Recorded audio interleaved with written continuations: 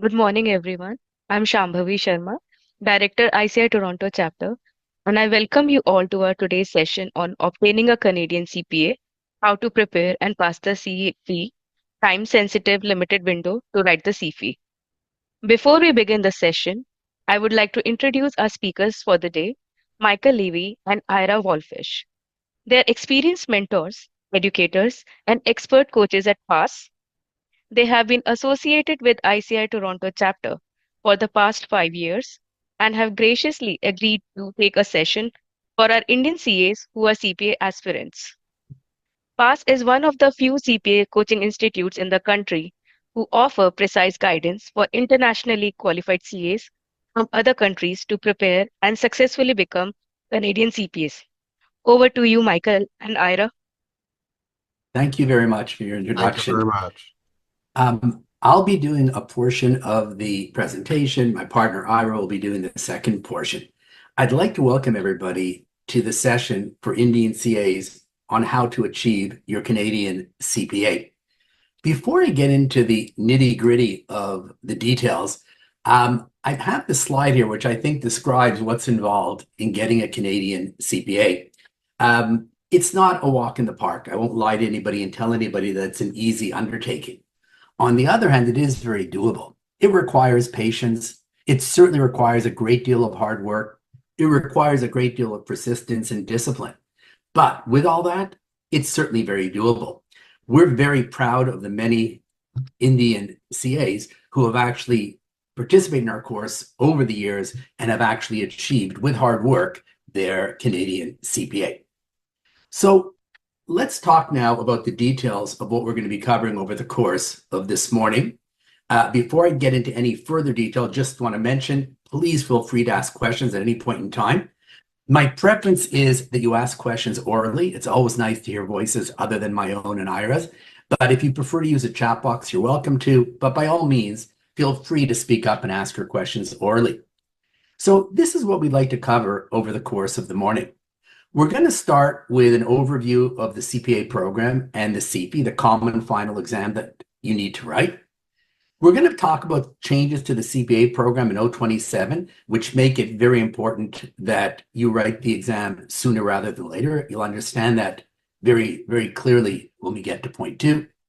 We'll talk about the two main components that make up the CP. The CP is a case-based exam. So we'll talk about the need to learn how to write cases, but it's also quite a technical exam. So we'll also talk about acquiring the technical knowledge that you need. We'll then move on in point four to the program for Indian students. As was mentioned in the introduction, Ira and I developed the program specifically for Indian CAs many years ago.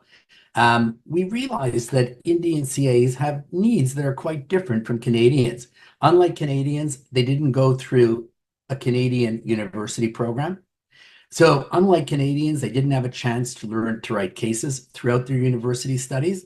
Furthermore, some of the technical was specific to India rather than Canada. For example, taxation in India is very different than taxation in Canada. So we decided that we need to have a program specifically designed for Indian CAs. We set out to do that a number of years ago, and we've been offering that ever since. Ira will take over in point number four and describe in detail the program that we've designed for Indian CAs. We'll take a look at the schedules, depending on whether you're planning to write the CP in May or September. We'll show you some testimonials from prior students who've taken the past course and been successful, prior students just like yourselves who were educated in India and had obtained an Indian CA. We'll just speak very briefly about registration with PASS and fees, as well as registration with a CPA Provincial Institute. In order to write your exam, you need to either register with the CPA Provincial Institute, or if you're in one of the Western provinces, with the CPA Western School of Business. We'll talk about that in a little bit more detail later on. For those of you who are not living in Canada yet, again, I don't know how many people we have like that. I think the majority of people we're speaking to today are in Canada. We do have a couple of slides on planning immigration. We don't plan to go into that in detail. Number one, because most of the people here today, not almost all of the people, are already in Canada. And furthermore, neither Ira nor myself is an immigration expert. So we have a couple of slides that you might find helpful if you're still in India, but we won't actually be going over them in detail this morning. And then finally, we'll give you some contact information. Even after we go through all the detail in today's presentation, I am sure you'll still have some questions. And should you have questions following today's session, anytime, please feel free to contact Ira or myself, and we'll give you the contact information at the end of the session. So let me start now with part one. Part one is a description of the CPA program and the CP. Let me start first with what a typical Canadian student needs to do in order to achieve their CPA, and then I can contrast that with what an Indian CA would need to do. For Canadian students, it's a fairly lengthy process. They have to first take technical modules called Core 1 and Core 2.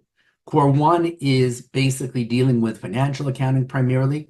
Core 2 is dealing primarily with management accounting.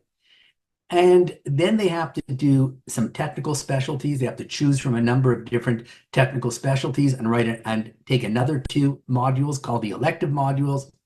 They then have to go on to Capstone 1. We'll describe it in more detail in a few minutes, but for now, Capstone 1 is basically a big business case that they need to work on. They would then go on to Capstone 2, which involves writing prior CP cases, and then finally, they would get to the CP. So it's quite a lengthy process if you're a Canadian student.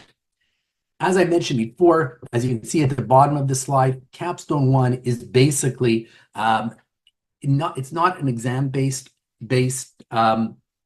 module, but rather it's a module in which you work as part of a group on a business case and present a report. And then, as I mentioned before, Capstone 2, you're writing practice CP cases. Now, each of these modules is generally about 7 to 8 weeks, followed by an exam. So other than Capstone 1 and 2, which do not have an exam, the other 4 modules, Core 1, Core 2, as well as the elective modules involve an exam. So again, there are quite a few loops you got to get through if you're a Canadian CA, or I'm sorry, if you're a Canadian student trying to achieve their Canadian CPA. The beautiful thing about being an Indian CA is that you can avoid a lot of this. You don't need to do Core 1 and Core 2. You don't need to go through the technical modules. You don't even need to go through Capstone 1 and 2. You go directly to the CP. So you're exempt from everything except for the final exam. Now, in case anybody's wondering when the upcoming CPs are going to be written, the 2025 CP will be written May 27th to 29th, and there'll be another CP September 9th to 11th. Every year there are 2 CPs. One is generally at the end of May, and one is in September. So here's just a diagram that basically points out the difference between an Indian CA and a Canadian student trying to get their CPA. As you can see, you're exempt from the technical modules, which is Core 1, Core 2, and the 2 electives I just described. You're exempt from Capstone 1 and 2. All you've got to do as an Indian CA is go directly to the CP. What I'd like to do now is give you a description of the CP. The CP, as I mentioned at the very beginning of the presentation, is a case-based exam. So it's very much quite different than the Indian CA exam. On the Indian CA exam, to the best of our knowledge, based on our discussions with our students, does not have large cases that need to be written. As you'll see in a moment when I look at the exam in more detail, there are large cases that need to be written as part of the CP, and the whole CP is case-based. There is no multiple choice. There are no short answer questions. It is 100% case-based. And one of the skills you need to learn in order to write the CP is the ability to deal with multiple issues from multiple subject areas all in one case. So it's not like the cases are single subject. You know, I'm going to write a case on financial accounting, or I'm going to write a case on management accounting. All of the cases involve more than one subject area, what we call competency in the lingo of the CP. The time for the cases can range anywhere from 70 minutes to as long as 5 hours. So again, there are no short cases. The shortest case we have is 70 minutes, and the longest is 5 hours. Let me take a look here before I go any further. I see there are questions in the chat box. Let's take a look at them. Puman asks, for Indian CAs, is it mandatory to complete 2 years of experience after CA qualified to enroll? The work experience I'm not going to get into because it really does depend on your situation. Do you have a university degree? Do you not have a university degree? At the end of the session, I'm going to give you links, or Ira will give you links that deal specifically with international students and specifically with Indian students, where this information will be delineated. So if you don't mind, we'll give you the links where you can actually see the details, and then you can see what you would need to do in your particular situation. The next CP is in May. Rahim is asking about the next CP. The next CP is in May 2025. That is correct. Okay, yeah, I see somebody else answered that question. Okay, great. On a short case, you need to read 5 or 6 pages, and on a long case, as many as 15 to 20 pages. So even the short cases I mentioned a moment ago, even the short cases are not really very short. They're just shorter than the long cases.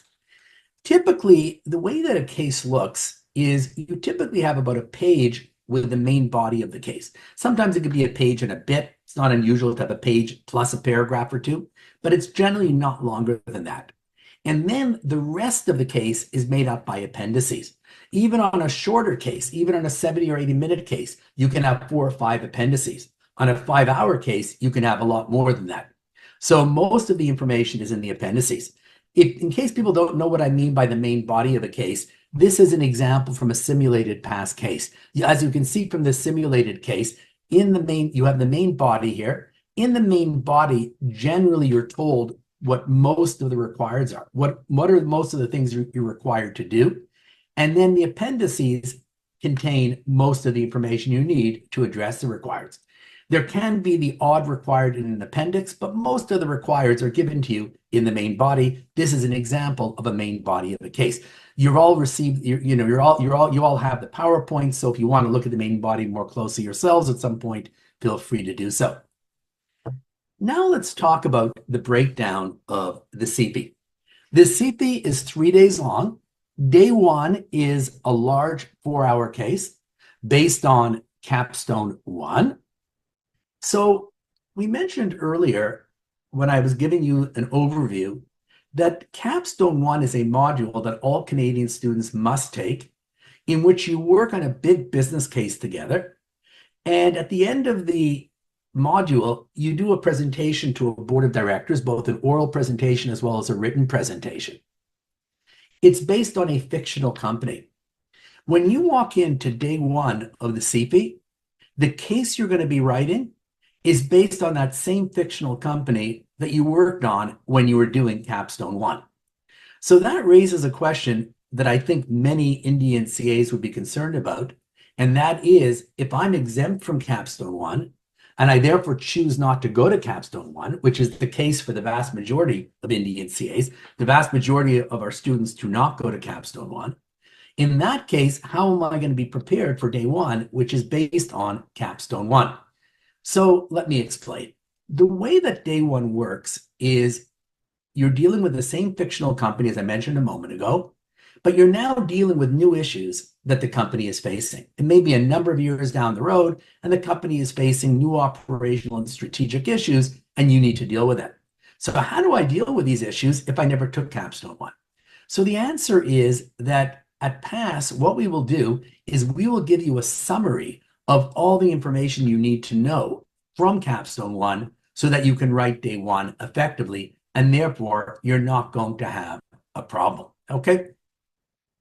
I see over here that there's a question about a letter of good standing.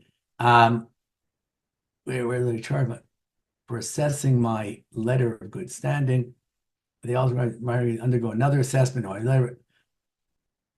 Okay, I'll be honest with you. Neither Ira nor I can get into the issue of what the various institutes do. I really can't add a lot of value here. I mean, when you're dealing with the institute, if you want further understanding, you need to deal with the institute. You know what I mean?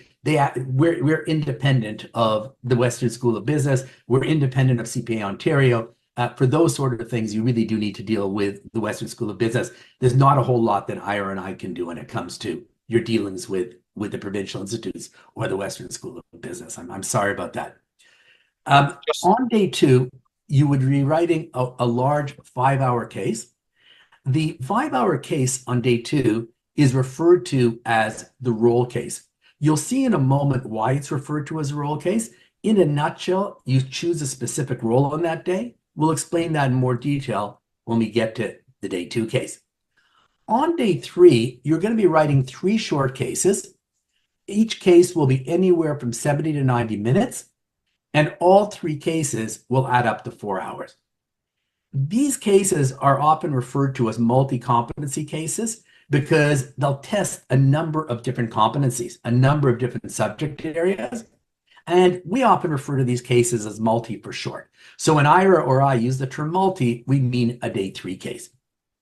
All cases test more than one competency, more than one subject. But as you'll see in a few minutes, the multi cases test more competencies than the day 2 case, which is the roll case. I see there's another question.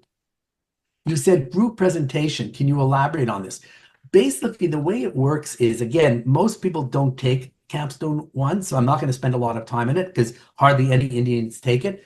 But basically, what you're doing is you're supposed to come up with a presentation that would be similar to the type of presentation that one would do for a board of directors or a group of senior executives. So in Capstone 1, you're generally dealing with high-level business type issues, the sort of issues that you would bring at the highest level within the organization to a board of directors. So this presentation is first submitted in writing, and then it's presented as a group orally. And then following the presentation, the simulated board of directors or the simulated group of senior executives would then pepper the group with questions. It's all done as a group. Nothing is done individually. That's basically in a nutshell how the presentation works. I hope that answers your question, Ray. Hello, my name is. Continuing onward, I keep mentioning about competencies. I said in the previous slide that on day 3, many competencies are tested. On day 2, a lesser number of competencies is tested. By competencies, I mean subject areas. There are 6 competencies or 6 subject areas that are examinable on the CP.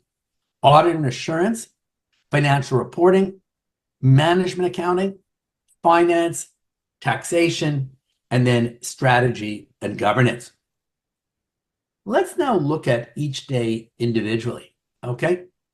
Oh, Akil asks, how do we select day 1 case if we're not doing Capstone 1? And when do we select it, assuming appearing in May 2025? So at the end of the day, every year, they have 2 day 1 cases that they give you a choice from. One is from a previous CP, and it's intended generally for repeat writers who've already who wrote the CP, who wrote that particular CP. And then there's a new Capstone 1 case. You would generally take the new Capstone 1 case. Unless you're a repeat writer, you would take the new Capstone 1 case. You're not going to have to make your choice until well into the new year. Okay, so you don't have to decide that yet. Well into the new year, you're going to be getting a letter from or an email from whoever you registered with, whether it's out west or CPA Ontario for many of you. And at that point, you'll make your choice. You have a long time until you need to make that choice. But it's not a difficult choice to make, quite honestly, because as long as you're not a repeat writer, you would take the new case that was developed for your CP. Okay, and Keith is asking, we're exempt from Capstone 2. However, if one opts to take it, will that benefit us for the CP? Okay, I don't want to get too much into this because Ira will address this in more detail later on. But in a nutshell, there's no question in the world that Capstone 2 is extremely helpful for the CP. Because what Capstone 2 does is it has you writing practice CP cases, which are marked professionally. And that gives you a wonderful opportunity to practice writing real CP cases. So is Capstone 2 useful? No question. However, because PASS believes that Capstone 2 is very important, we have come up with an equivalent to Capstone 2 that you can attend through PASS, and it's a great deal less expensive than going to CPA Canada's Capstone 2. So yes, it's important, but we recommend that you do it through PASS, as you'll get basically the same same experience in writing practice cases, and the same opportunity to have them professionally marked as if you went to CPA Canada's Capstone 2, but at a much lesser cost. But I'd rather say no more at this point, as Ira will be addressing that in his presentation. Let's take a look now at day one of the CP. On day one of the CP, you're going to write one large 4-hour case. As I mentioned before, it's based on the Capstone 1 case. You're dealing with the same fictional company, but now they're dealing with new issues, new strategic and operational issues a number of years down the road. It's marked separately from days 2 and 3. It's simply a pass or fail. And because it's marked separately from days 2 and 3, you can pass day 1 and unfortunately potentially fail days 2 and 3, in which case you'd only have to write day 2 and 3 on its own. You wouldn't have to write day 1 again. Day 1 is marked separately from days 2 and 3. You don't get a mark, you just get a pass or fail. It's not intended to be very technical. It's, as I mentioned earlier, it's based on Capstone 1, and Capstone 1 is meant to be dealing with high-level business issues, high-level analysis, as opposed to days 2 and 3, which are far more technical. Now let's take a look at day 2 of the CP. Day 2 of the CP, I mentioned earlier, is a 5-hour case, and I called it earlier a roll case. You'll see in a moment why it's called a roll case. The day 2 case will test financial accounting and or management accounting. In theory, they only have to test one or the other. In practice, in the last 5 years or so, there hasn't been one CP that didn't test both. So there's about a 95 or 99% probability that you will be tested on both financial and management accounting on day 2 of the CP. Now, why is it called a roll case? The reason why it's called a roll case is everybody needs to deal with financial accounting and management accounting. But the remaining things you're going to need to do on this case will relate to the role that you chose. And you'll have a choice of 4 roles. You can choose audit, you can choose tax, you can choose performance management, which is a combination of management accounting and strategy and governance, or you can choose finance. So at the end of the day, you're typically going to be dealing with 3 competencies: financial accounting and management accounting, plus whatever role you chose. So if I chose audit and assurance, what's going to happen is I'm going to have to deal in all likelihood with financial accounting and management accounting. Even though they only have to test one, they generally test both. So I'll have to deal with financial and management accounting, and then all the remaining requires that I need to deal with will relate to assurance. If, on the other hand, the person next to me, sitting next to me in the exam, chose tax, she's going to have to deal with the same financial accounting and management accounting issues as I deal with. But on top of that, all the rest of her requirements are going to relate to tax. So at the end of the day, that is why this is called the role case, because you're choosing a specific role and the requires you deal with is a function of that. You don't have to choose your role for a long time still. Fairly shortly before the CP, you'll be asked to choose a role. So it's not something you have to think about for quite a while. Day 3 of the CP, you're going to be writing 3 cases, which will add up to 4 hours, each case being from 70 to 90 minutes. Unlike the case of the roll comp, where the maximum of the roll case, where the maximum number of competencies you're going to deal with is 3, financial management accounting plus your role, on day 3 of the CP, you're going to be dealing with anywhere between 4 and 6 competencies. So when you look at these 6 competencies here, you may have to deal with all 6 on one 90-minute case or 80-minute case.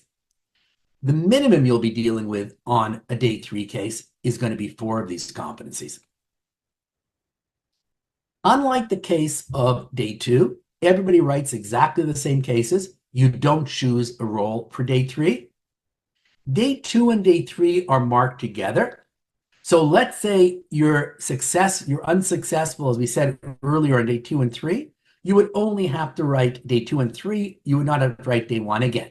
So at the end of the day, if you fail day 1, you repeat day 1. If you fail day 2 and 3, you repeat day 2 and 3. So the nice thing here is it's not like if I miss one day, I have to write the whole exam again. I missed day one. Okay, that's unfortunate. I'll write day one again. But if I pass day two and three, I don't have to write those again. And the same thing would be true vice versa. Here are some key facts. Akhil asks, is it correct to say that one is tested on the competency they choose only on day two? No, the way it works, Akhil, is these competencies, audit, tax, PM, finance, can come up throughout the CP. But on day two, you would be tested on these competencies in more depth.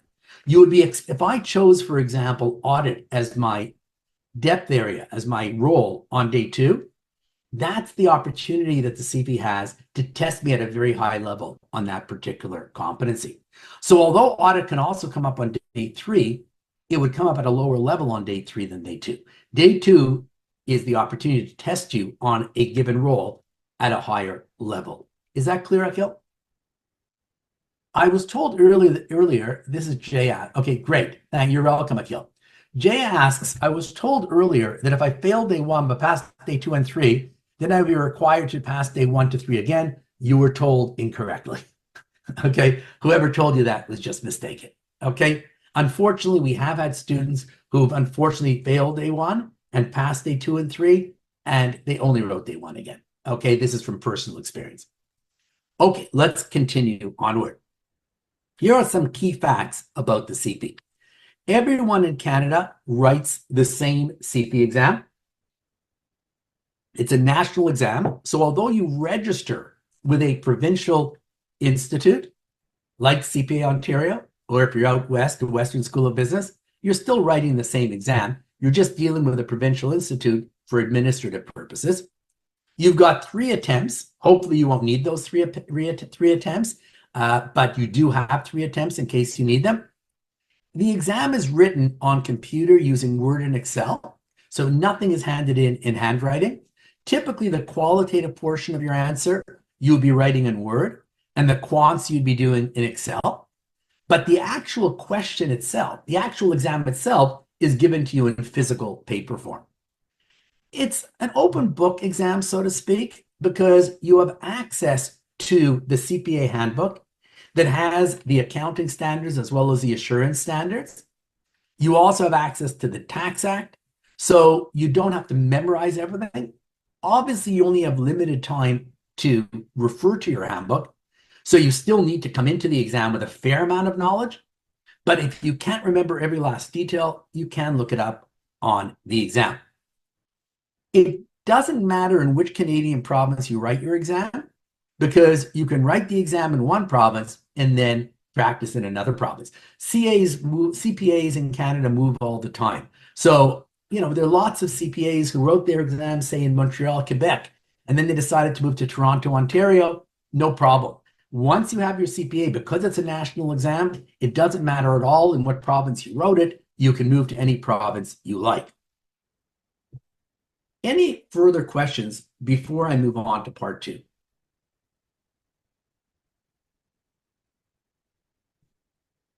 Average number of hours required for preparation. Okay, bottom line is the actual number of hours really varies student by student. So Ira actually has a study plan that he puts together, which you can find on the PASS website, where he gets into this in a great deal of detail, far more detail than I can get into right now. But at the end of the day, the number of hours you're going to need is going to be a function, number one, of when you start studying for the exam. The earlier you start, and Ira will talk about when it's optimal to start, the lesser the number of hours you're going to need to spend. It'll also depend on how good your knowledge is. We have some students who just wrote their exam in India 2 years ago, and they're very up in IFRS and they're up in on other technical. They would, of course, need less time than somebody who isn't up on their technical. So there are a number of factors that go into it. Most people will need a good 10 to 15 hours a week, but that's an oversimplified answer. I suggest you listen to what Ira has to say when he talks about when to start studying, and you look at the study plan posted on our website for further detail. Nikunj asks, if we select tax in day 2 and not audit, we are not allowed to sign financials in Canada. Okay, at the end of the day, no matter what you choose, okay, as an Indian CA, regardless of whether you choose tax or assurance, you would have to write additional exams before you get your public accountant's license that allows you to sign financials in Canada. So one can either write the assurance and tax module electives that I mentioned at the beginning of class, but very few people do that. Almost nobody does that.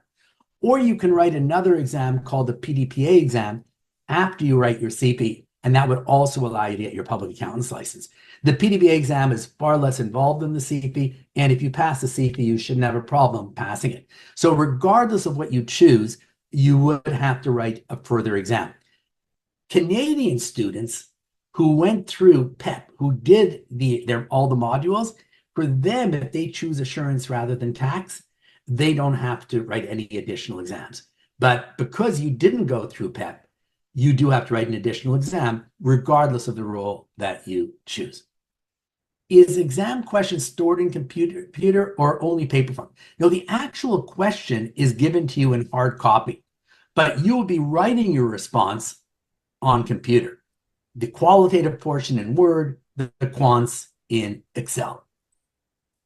Do we need to register for all days at initiation, or can we choose for first registered applicants? Can you explain what, Rahim, if you don't mind speaking up, maybe you can explain what you mean by that. Do you mean, do I have to register for all 3 days? Is that what you're asking? I'm not clear what your question is. No, yes, you do have to register for all 3 days. There's no such a thing as just registering for day 1 or day 2 and 3.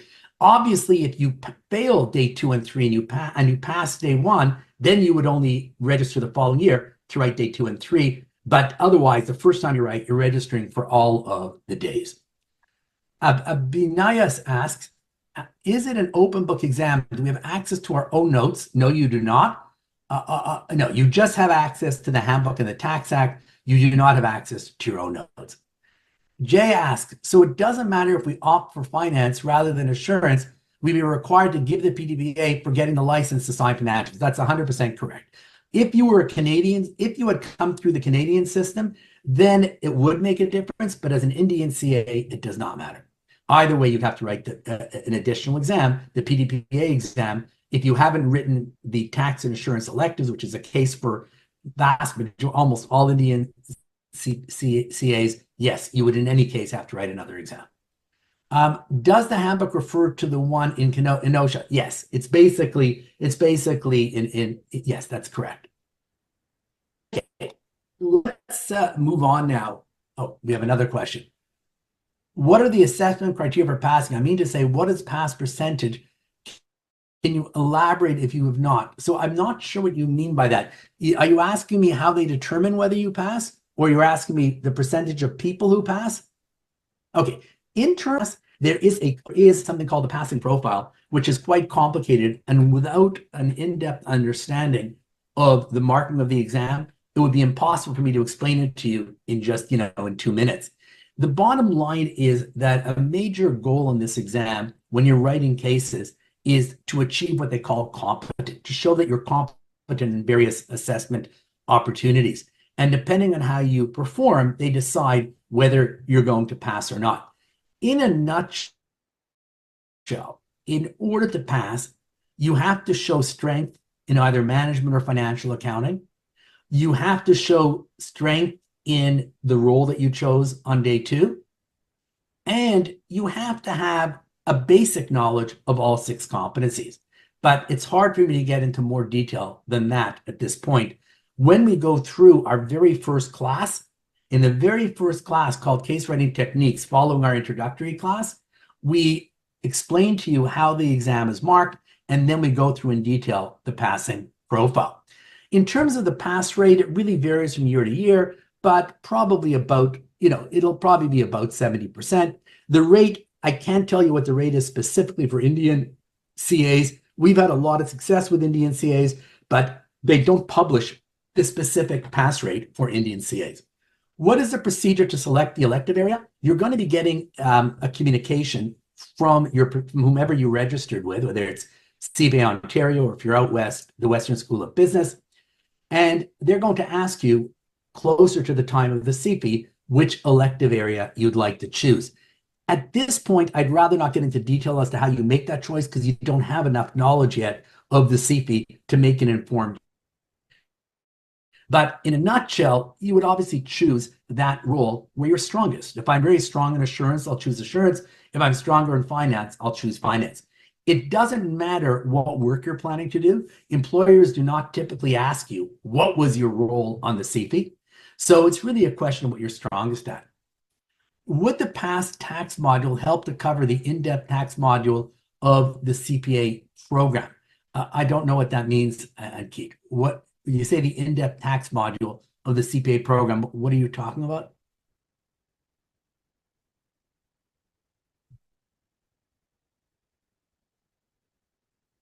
I'm not sure what you mean by that. If you're asking me, will the past notes help you if you choose the tax role? The answer is yes. The past notes, along with an ebook that's put out by CPA Canada, will certainly help you get through the tax rule if you choose to do so. Very few Indian CAs choose the tax rule just because tax in India is so different from tax in Canada. So I don't know if that's what you're talking about. There is something called an in-depth tax course that people practicing CAs take who want to practice tax as a specialty, which is done following the CA. As you say, it's a separate certificate. No, PASS does not get into that. That's really not PASS's role. Our role is to train you to become a CPA. Once you're a CPA, if you decide you want to be a tax specialist, and you want to do this 3-year certificate, then you would be doing that through CPA Canada. You would not be doing that through PASS. Okay, I hope that was clear.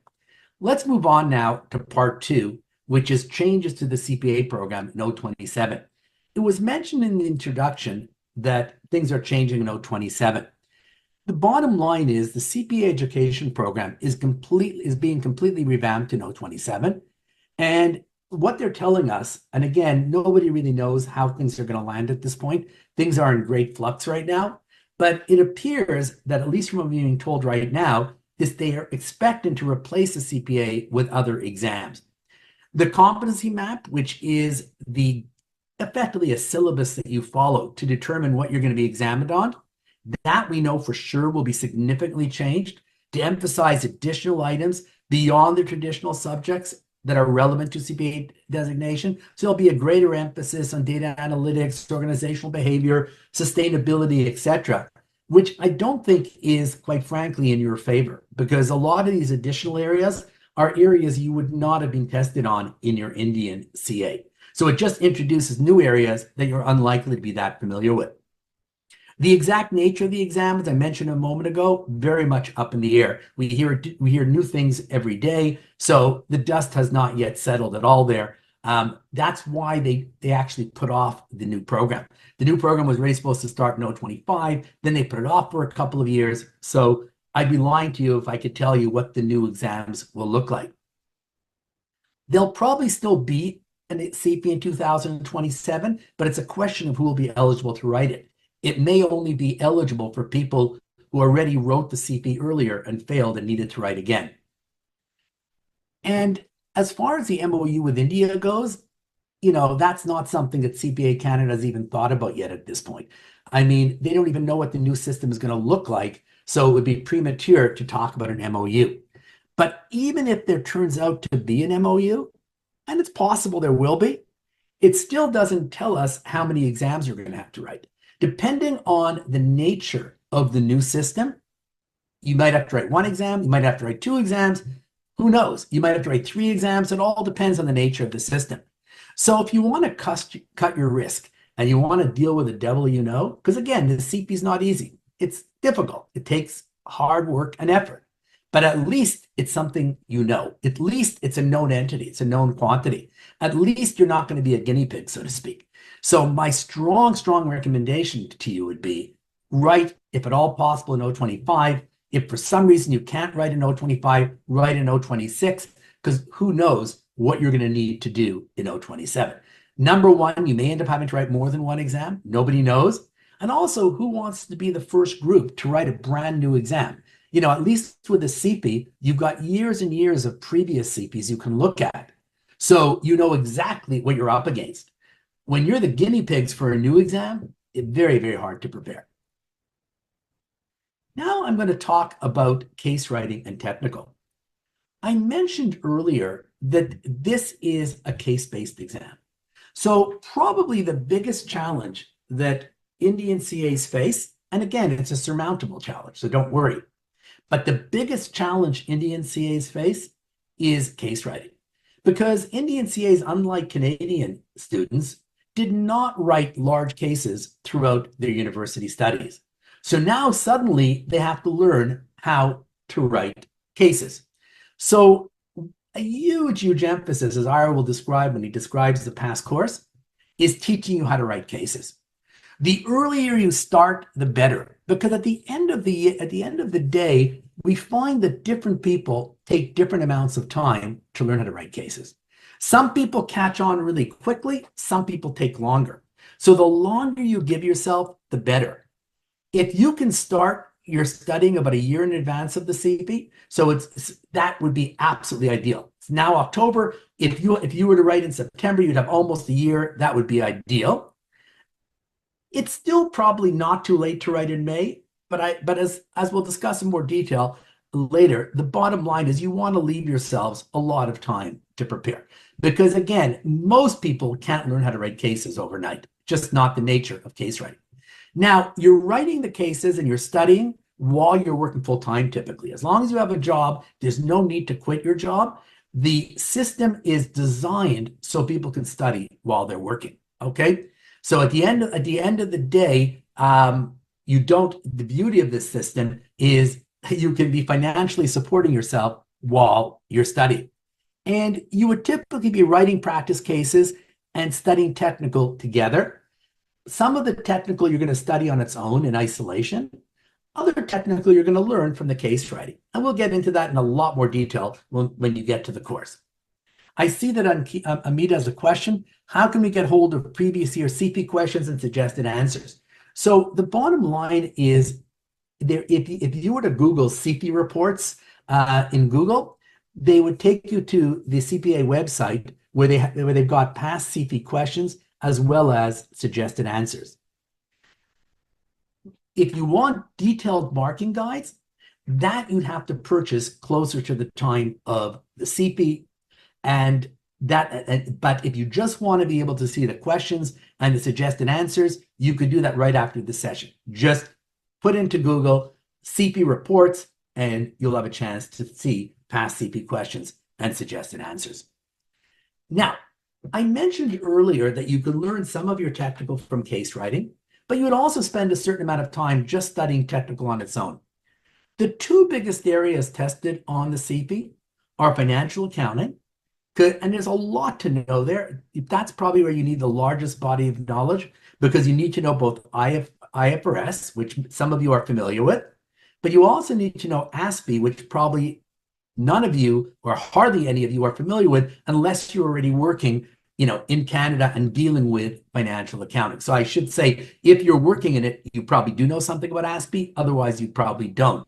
And the reason why you wouldn't know about it unless you're working in it is ASPE is accounting standards that were developed specifically for private enterprise, and they basically were developed within Canada. So they're not used outside of Canada. So unless you're working with ASPE, that would be something new that you would need to learn.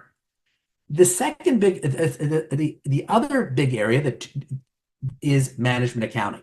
So the weighting is the same for both financial accounting and management accounting. You've got the same weighting on the exam. Both are tested equally. However, the amount of studying required is far greater for financial accounting than it is for management accounting.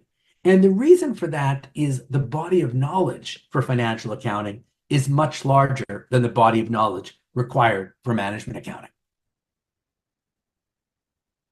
Now, a second challenge that Indian CAs have when it comes to technical is tax, okay? Tax, the good thing about tax is that unless you choose tax as your role on day two, you don't need to know a lot of the complexities. You just need to know the basics, basic compliance typically. Very, very minimal knowledge is required when it comes to more sophisticated tax planning. So at the end of the day, you need to know things like how to compute taxable income. You need to know what's deductible. The reason why I say it's a second challenge is financial accounting is the area with the greatest amount of knowledge. So that we'll put that number one. Tax is probably number two because even though the knowledge base required for tax is not as great as for financial accounting, nevertheless, it's a challenge for a foreign CA because, as we said earlier, taxation in Canada, I think, I'm no expert on Indian tax, but I know it's very different. So even though the body of knowledge is not huge, it's new information. Amit is asking, since writing cases new to Indian CAs, do you have a specific module where only writing cases are taught? We spend a huge amount of time in our course teaching you how to write cases. That is a huge, it's a huge component of the past course. We have you writing a far greater number of cases than our Canadian students. We take up these cases with you in class, in a virtual class. We have them professionally marked. We even have private counseling sessions where you meet with a marker to go over some of your exams. So yes, it's a major component of the past course because we realize that for Indian CAs, that probably is the biggest challenge, learning how to write cases effectively. Now, what about the other competencies, audit, finance, and governance? For audit and governance, you pick up most of the knowledge that you need from writing cases. Yes, you will have to do some studying in assurance beyond what you write in the cases. For example, you'll have to learn about the different reports you can give. But when it comes to things like risk, materiality, when it comes to planning in general, when it comes to procedures, when it comes to controls, that you pick up primarily through case writing. Governance, you pick up virtually 100% of it through case writing, strategy, and governance. Finance, you may have to spend a little bit of time on the notes. The notes aren't terribly long, but you'd have to go through the notes that we provide you with. But finance, to a large degree on the CP, is number one quantitative. So if you know how to do certain basic quants like NPV, valuations, etc., you're a large part of the way there. And even the qualitative portion of finance is not terribly sophisticated as long as you don't choose finance as your depth area. If you choose it as your depth area, then the body of knowledge is going to be quite a bit greater. Let me take a look here. Nikunj has a question. So we can say if we opt tax, there would be basic law related questions or case studies and not tax planning and related. Okay, Nikunj, I'm not trying to understand your question, but are you saying to me if we don't choose tax? Because if you don't choose tax, then it's primarily compliance and you don't need to know a great deal when it comes to the sophisticated tax planning.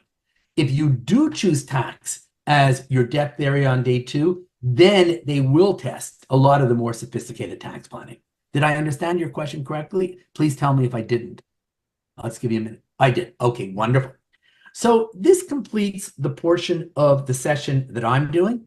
I'm now going to stop sharing my screen and Ira will share his screen and start with part 4, the past program for Indian CAs.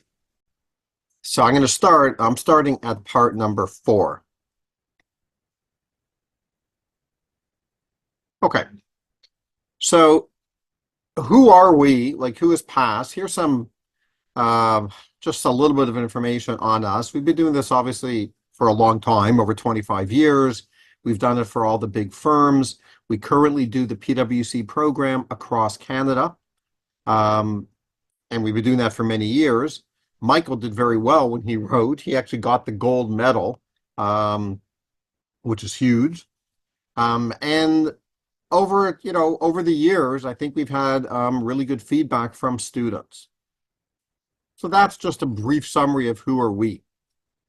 So, all right, what we have designed is we've designed a program specifically for Indian and international students, of which most are from India. It includes 3 things: technical training, case writing, and personal counseling. This is an overall picture. Part of the program is self-study. 2 things for self-study. Number 1, you have a technical binder, you watch the technical videos. That's an ongoing process. We give you the binder online, and we also give it to you in hard copy. Number 2, you'll be doing some cases on your own. Once you've watched the introduction to case writing, you can then do practice cases. In fact, when people sign up for the course, I give a bunch of practice cases. They're not to be handed in. I don't know who does them, but depending on when you sign up for the course, if you sign up several months before the classes begin, why not get started and already start practicing some cases after you've watched the introduction to case writing? So, and in addition to that, hopefully you're going to write other cases from recent CFEs over the course of the time period when you're studying. And that's also stuff you're doing on your own. But we also have the formal instruction. So obviously you're going to write cases for us, hand them in, we're going to mark them, and then we're going to have a take-up class. We also do technical sessions live, financial accounting, I think all of them are live, management accounting, a portion of them are live. We also have certain sessions, point D, called technique sessions. I'll show you these afterwards. They're basically techniques of certain things you can do to help you increase your chances of moving up to competent. And we have personal counseling, where you meet with a marker who sits down with you for half an hour and goes over your case. So I call that the formal instruction, and the first part was the self-study. Now, the technical studying, as I just said, we do live financial accounting and some of management accounting. We have videos on everything.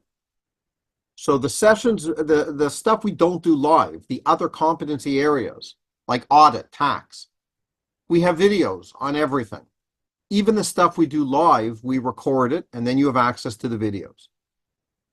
So, look, this is a very important part of your studying. Many people learned technical many years ago. You may not be familiar with Canada's tax system. You may not be familiar with ASPE. We cover, I'm not going to say it's 100%, but we really do cover the overwhelming majority of major topics for every competency. So there's no question, if you want to look at it in its most simplest form, this exam can be divided up between 50-50. 50% is knowing your technical. But the other 50% is case writing and applying the technical. But, it's hard to apply technical if you don't know the technical.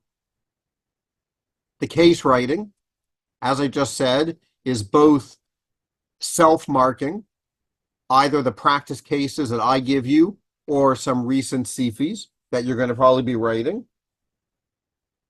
and marking cases that we mark. So you hand in a lot of cases for marking. We mark them, we give you comments. That's a very important piece. That's how you learn how to improve your case writing. And we have classes, we have case take-ups. They're live, and then we record them. And then we have the technique sessions. So if you want to see an example of a case take-up, you can have a look here. Here's a link to a session, and here's a link to a technical take-up. Now, the personal counseling sessions, we give 3 of them, which I think is a pretty good number. What that means, you hand in the case to be marked. The marker that marks your case sets up probably a Zoom session with you for half an hour and goes over your case. Okay, so we do that 3 times, which again, I think is a pretty decent number. The other cases that we mark, the marker will give you, hopefully, extensive comments on what you're doing right and what you're doing wrong. That's a very important piece to get feedback from the marker.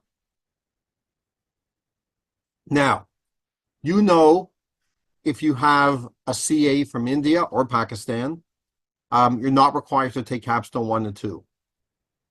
Okay, Capstone 1 is important for day 1 of the CFE.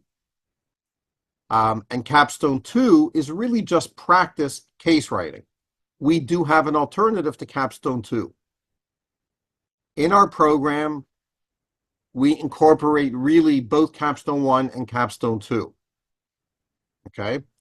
I'll explain a little more afterwards when I get into the pricing, how we do that.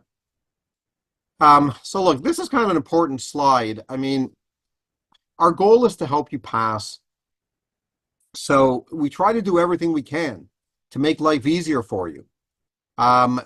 As it says here, the courses provide for maximum flexibility. We offer stuff live online. Everything is on video, available 24/7. There are no maximums. You can watch videos as much as you want, whenever you want. And even some sessions we do on IST time for those people living in India. We'll do the session 9 in the morning, which will be about 7:30, I think, at night in India. So you want a bird's eye view over the whole course. It's approximately 30 classes.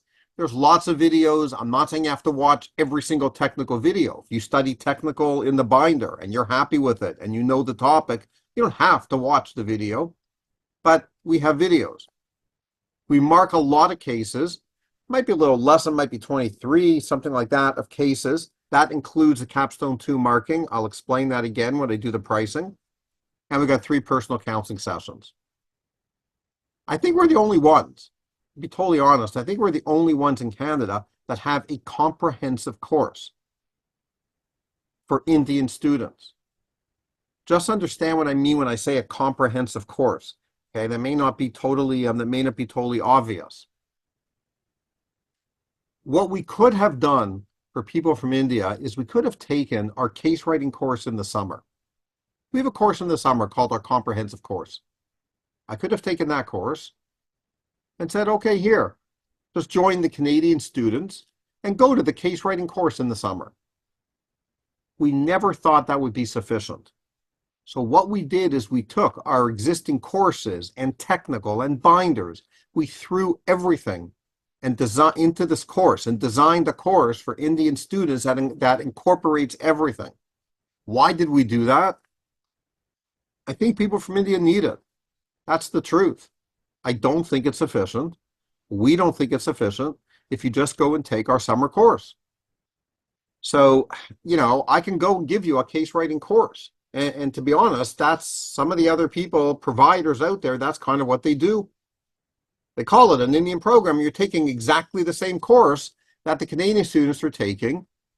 It's much, much less than ultimately what we're offering. And again, it's not that I'm dying to offer like everything here. We've had to cut the price tremendously. I'll show you that in a few minutes, compared to what we'd be charging Canadian students in order to make this affordable.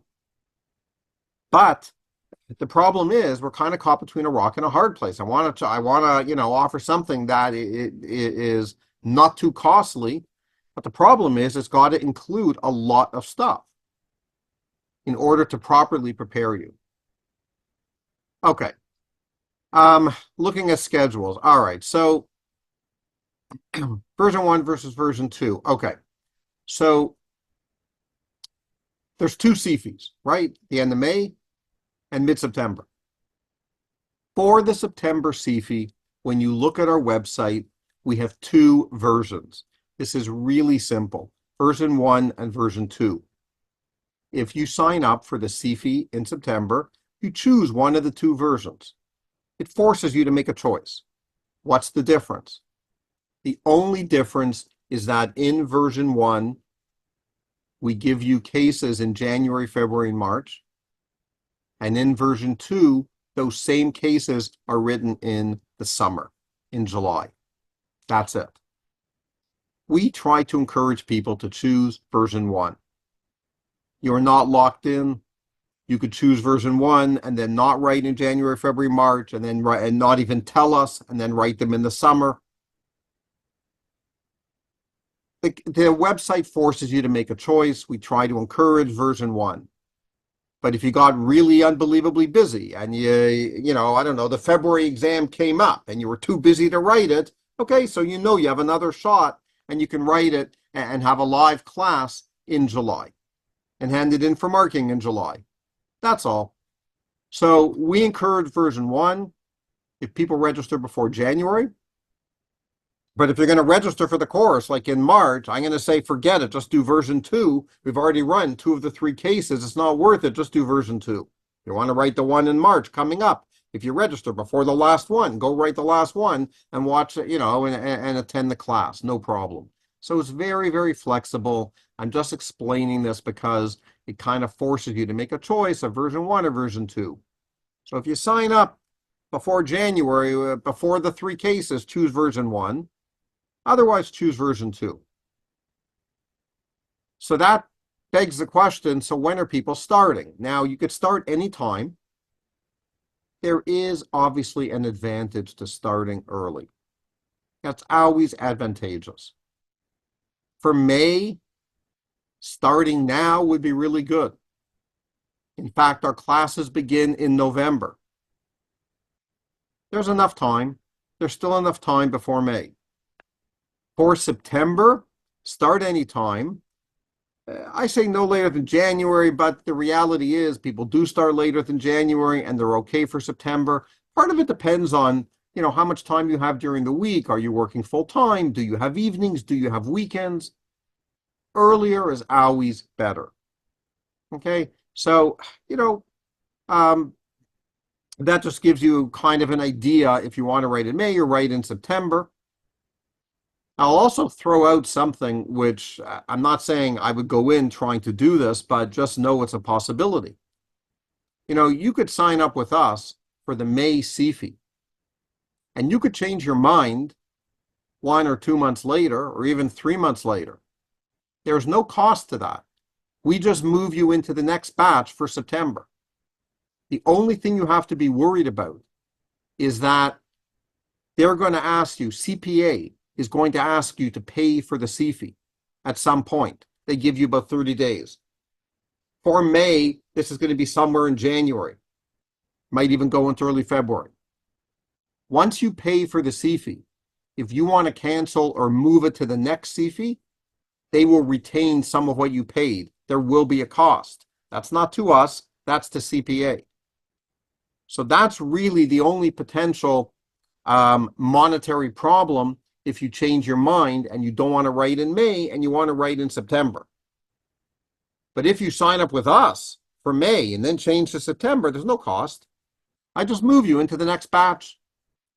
The only thing we're not going to let you do is write a case twice and hand it in twice for marking. If you do that, we charge you a marking fee for one of the times. I don't think I had one person do this in the past year because it's unusual. If you've already handed it in for marking, why would you hand it in a second time for marking? You already know the case. You've already handed it in for marking. Now, you may want to write it again. Okay, fine. Go write it on your own again and mark yourself. But if you're going to ask us to mark the same case, the same question twice, we would have to charge for that. That is so unusual. Okay, like I say, that is really not so relevant because nobody does that. How many hours a week? 10, 15 hours a week. This assumes you're working. Yeah, you can work full time. It's not a problem. You start now for May, not a problem. You can work full time. That should be enough time, unless you tell me something crazy, like you have a job that, I don't know, is taking 80 hours a week, then we have a problem. So over the years, we have many, testimonials. I'm not going to read all these out or whatever. You can kind of see these. We have many testimonials from people that, that passed their CFE. Look at this one, passed their CFE, been out of school for 14 years, passed the exam. Again, you can kind of look at this when you watch the video. I don't have to sit here and read that out. I'll just focus on a couple of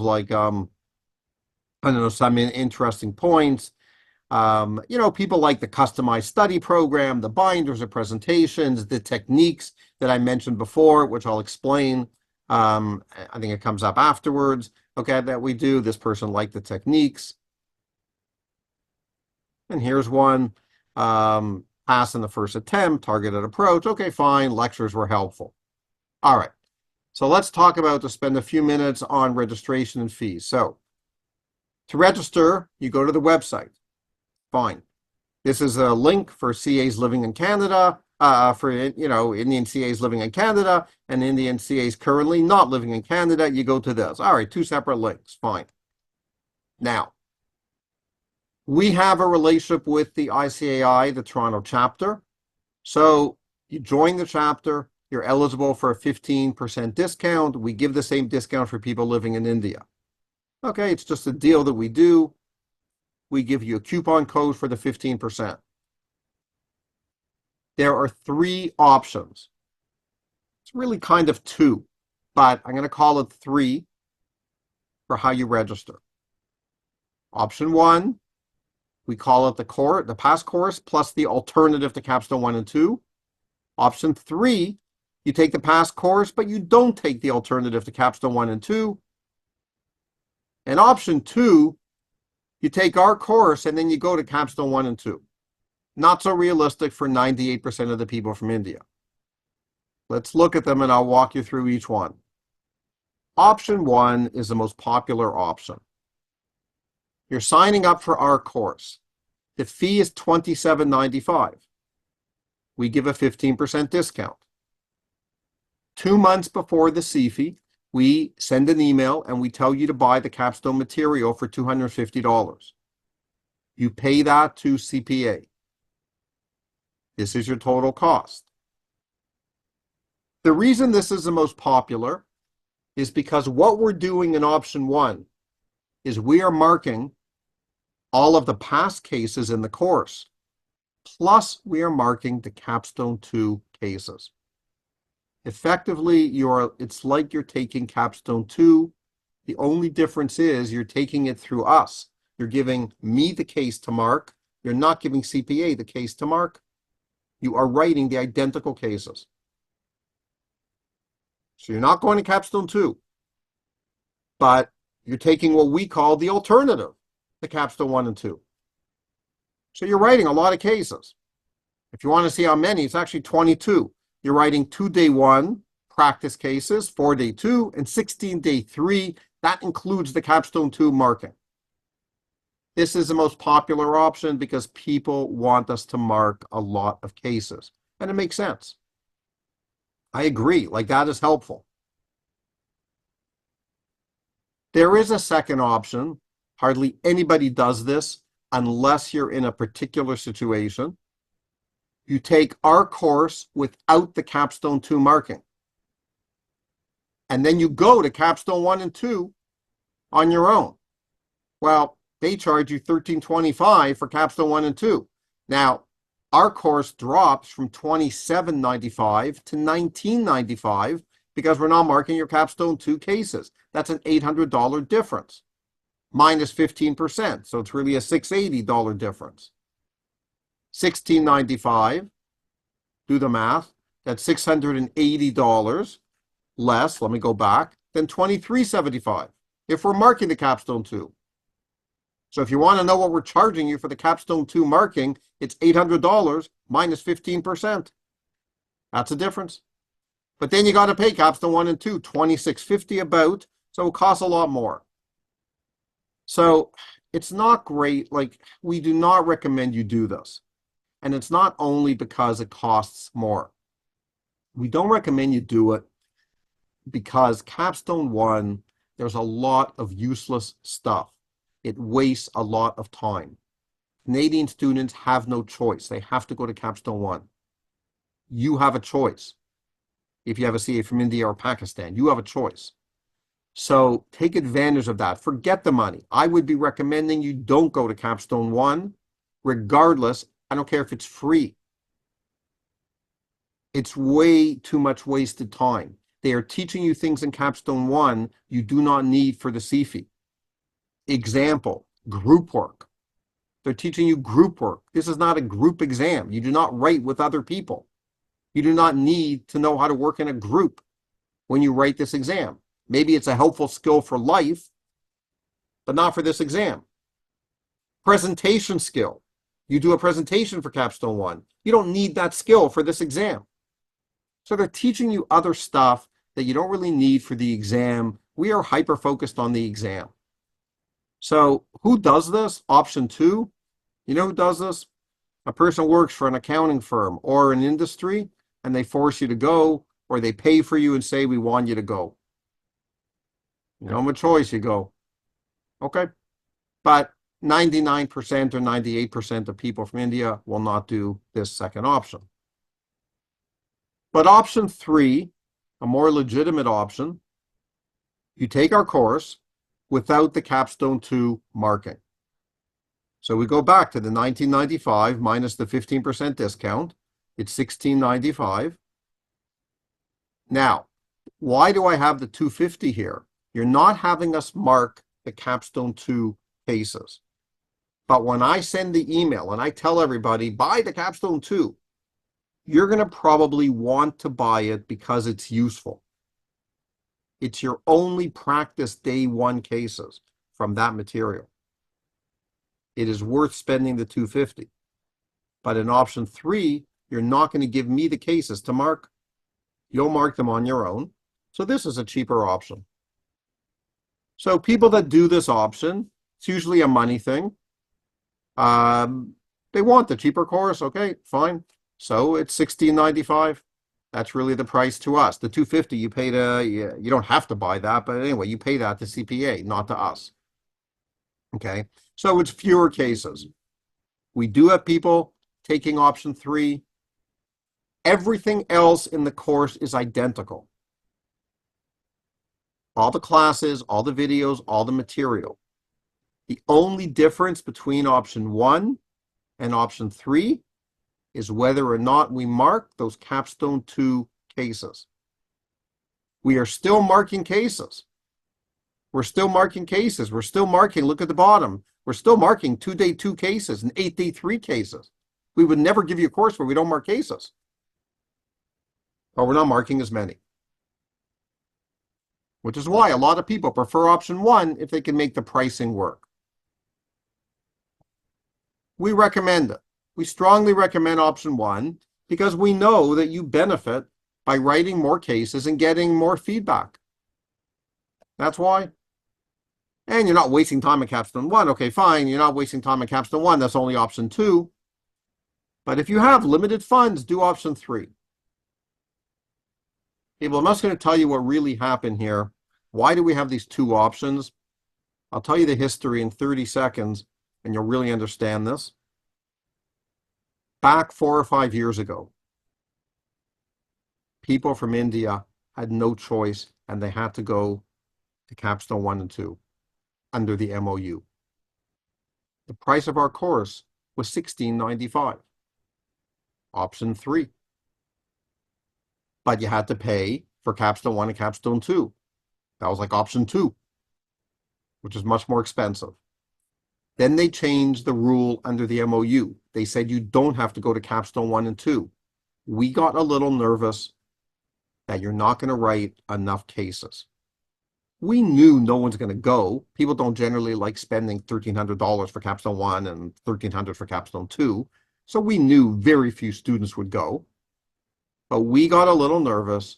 So we said, okay, you know what? We'll offer the capstone 2 marking. We have to bump up the price. That's our biggest cost. Our biggest cost is to pay markers, professional CPAs, to sit there for 20, 30, 40 minutes and mark your case. So we said, okay, fine. We'll do it as cheaply as we can. We bumped up the price by $800 minus the 15% discount, so it's $680. And we'll give people a choice. You want to choose, you want to have us mark the capstone 2 cases? That's option 1, $23.75 after the discount. You don't want us to mark the capstone 2? You want to go back to the original plan? We've had no inflation. Maybe the only people in Canada. Okay, $16.95. You want to go to $16.95? We won't mark the capstone 2. That is how this whole thing evolved. We're now sitting here with 2 options. Most people want us to mark the capstone 2 marking. We recommend it. But if you can't make it work, then, choose option 3. But to help you, what we do is, payment is generally made through a credit card. Okay, fine. That's not such a big deal. But we give installment plans. There's no interest. And we are flexible on the number of installments. Now, obviously, we try to have people do the installment plans and keep them within a reasonable number of months, maybe 4 or 5, 6 months. Okay, if you need more, we could talk about it, whatever. We are flexible. Okay, and there's no interest. So some people don't do the installment plan. They just pay up front through credit card. But other people do the installment plan. When you do the installment plan, you are not paying anything when you register. I send you instructions. It's very easy. You send me a follow-up email, and after you register, you don't pay anything, and you send me a follow-up email with the credit card information and how many installments you want and which day of the month. That's it. So when you inquire about the course, when I speak to you or when Michael speaks to you, we just send you a little sheet, here's how you can register and get the discount. And if you want installments, fine. If you don't want installments, you just register online and you pay with a credit card. So what's the total fee for this whole thing? Well, again, our course, if you're taking option 1 with the capstone 2 fee, is about $26.25. And then there's a few other fees. I don't know. There's the registration fee, CPA. I'm using CPA Ontario. It's similar to if you're from a different province. I don't know, CPA Ontario, $125. The C fee, the annual fee about $675 approximately. The C fee about $1,700. And then if you're not in Canada, I guess flying to Canada. If you are in Canada, you're looking at about $5,000. Okay, that's Canadian. Okay, that's the total. I don't know, I'm just adding up all your fees. All right, registration with the CPA Provincial Institute. In order to write this exam, probably many of you know this and have already done it, you have to register with the Provincial Institute. If you're in Ontario, with Ontario. If you're out west, you register with the Western School of Business. Now, people, this is a very important point, especially if you haven't registered yet. What's the timing of when you have to register? If you're writing in May, please register anytime in the fall, September, October, November, if you're writing in May. Don't wait till January. They'll probably tell you it's too late. Okay, even though it's 4 months or 5 months. Don't wait till January.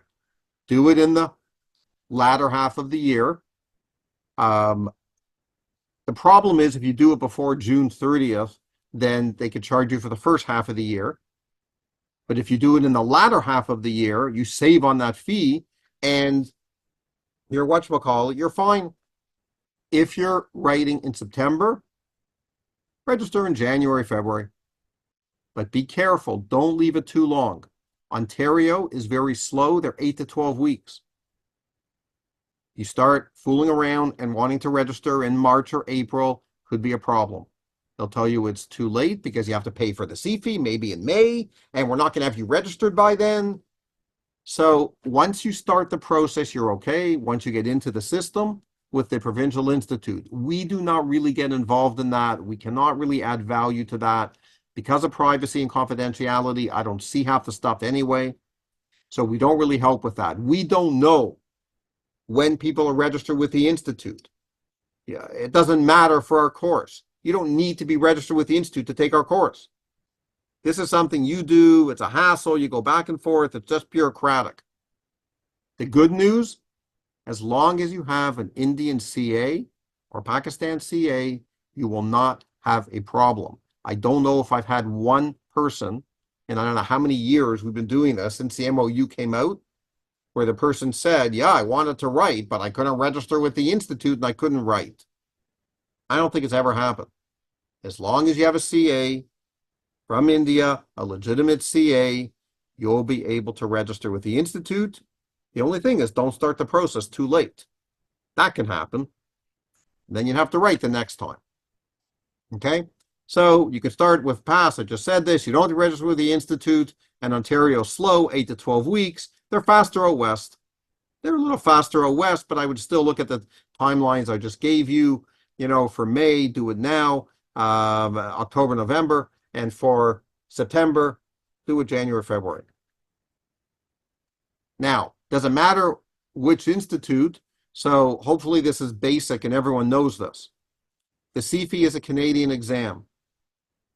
It does not matter really where you write. I could write in Ontario and then the next day live the rest of my life in Vancouver. I could practice anywhere in Canada. The only real stipulation is that you have to write the CFE in the province in which you register. So if you know you're going to be living, let's say an example, if I'm currently in Vancouver and I know I'm moving to Ontario a month from now and I want to write the CFE in Ontario, then register with Ontario. The fact you don't live in Ontario now, who cares? I'm going to write the CFE in Ontario.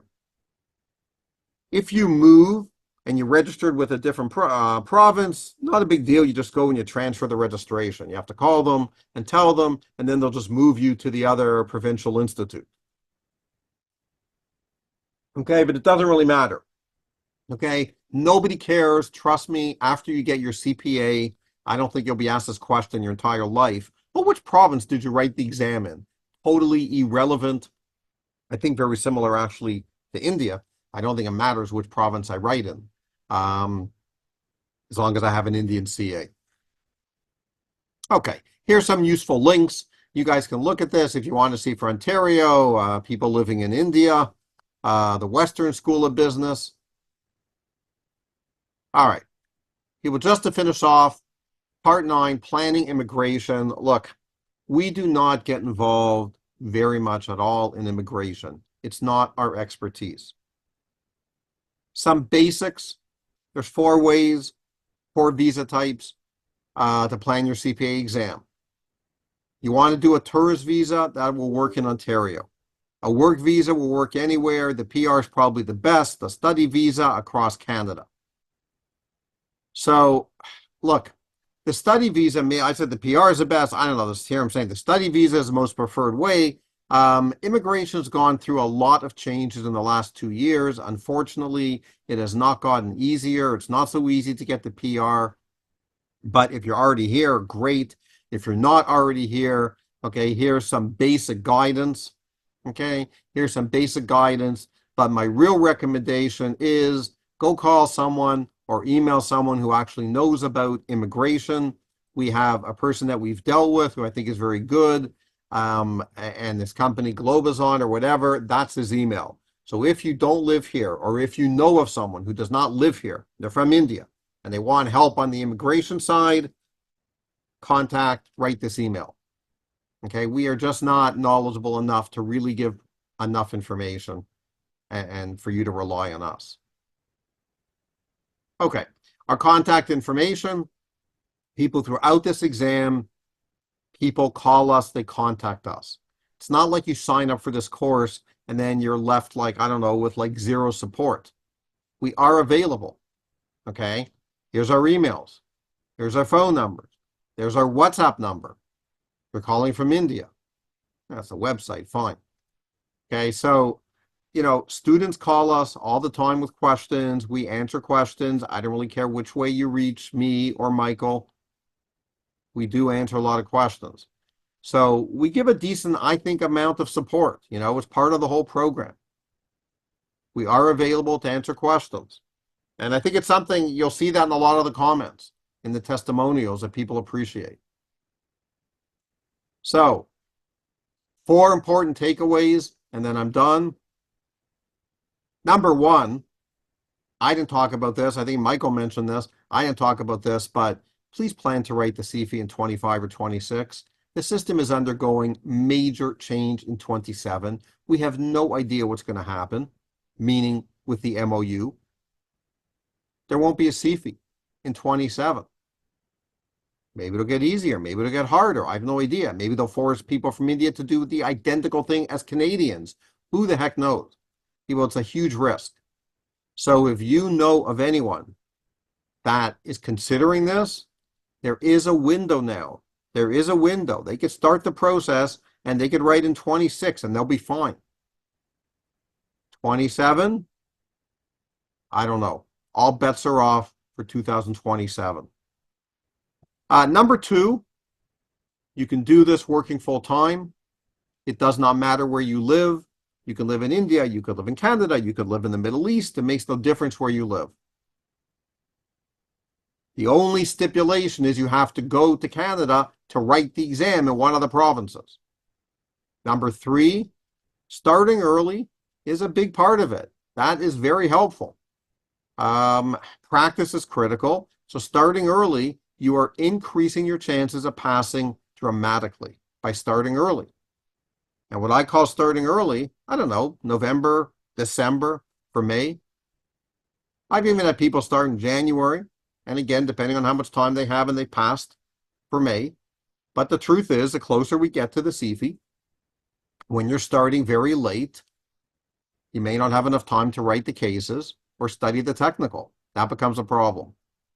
And number 4, technical review is critical, but you don't need perfect technical before you start writing cases. This is an important point. You are not going to finish your technical before you start writing cases. Go in with that assumption. I don't care when you register. If you registered 6 months ago, I don't think you'd finish your technical in 6 months. You're still going to have to start writing cases before you finish your technical, and you'll improve your technical by writing cases. It's just the way the system works. It's really a combined approach. Now, if you start earlier and you want to spend a couple of months on technical just to get your feet wet, great. But you won't be finished. You're still going to write cases. There's still going to be things you don't know technically. But you're going to pick up technical points and you're going to learn about case writing the sooner you get into case writing. So that, I think, is a very important point. I don't think it's totally intuitive or obvious. You'll write cases, but you will not have finished your studying for your technical. Now, people, I know I said before, I just want to maybe not correct, but I guess explain something I said before about those techniques. I think Michael had that on a slide earlier, and I forgot that it was his slide or whatever, where he showed those techniques that we have in our comprehensive course. They're not really technical, but they're techniques of things you could do to move up the levels. Okay, I'm not going into the whole passing profile now. We do that on the first session. But when I say move up the levels, that's the whole goal. So we have these technique sessions. I'm just saying that now because I mentioned it before and I didn't explain it. We have these technique sessions in financial accounting and auditing, in quantitative, that are very important sessions, and they help you move up the levels, which is important to passing. So at the end of the day, okay, finding work in Canada, okay, fine. Here's a little connection. I don't know who we heard speak or whatever. We have whatchamacallit, just a reference here. You can contact them. Okay, if you want to see a video, if you're not already in Canada, whatever, we have a short video on life in Canada. And that's the bottom line. At the end of the day, this is a very doable process. This MOU, I think, is an amazing thing. It's really led to a lot of CAs from India and Pakistan get their CPA in Canada by going directly to the final exam once you have a CA from India or Pakistan. It's a huge win. You don't have to quit work. It's doable. You have to study. I'm not saying you can study 2 days and get it, but you're getting a degree that could affect you for the rest of your life.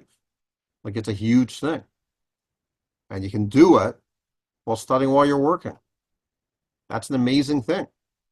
How many degrees out there can you say I can work full time and get such a valuable degree like in Canada that could literally change my whole working life for the next 40 years? So I think this thing is huge. Hopefully, I mean, I don't know, like I say, I don't know what's going to happen in 2027. I think all bets are off. But, while it lasts and while it's been here, I think it's been very, very good for people from India who have a CA from India. It's a great advantage and great opportunity to take consideration of. Okay, I hope that was useful. And that kind of really ends my presentation.